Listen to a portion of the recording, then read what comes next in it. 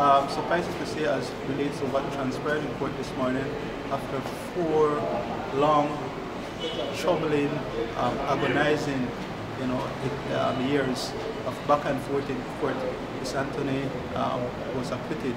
Learned trial magistrate's hand would have been tied, and so he would have compelled or forced Miss Anthony to actually give evidence. But when Miss Anthony gave evidence, it became crystal clear that the entire situation was one which she and her daughter ought not to have been pulled into this draconian web, which, as I indicated, has caused her extreme grief, extreme anguish, extreme emotional pain. But she can't explain in more detail. Okay, before I go there though, I know that there was a third person as well. There was a third person. How did her son even get charged as well? Okay, neither her son nor her daughter were present, but as explained under the provisions of that now declared unconstitutional Firearms Amendment Act, all persons who were said to have been ordinarily resident at the premises, to have had some ties to the premises, would have been charged, even when there would have been no basis in law, no factual basis for the person to have been charged.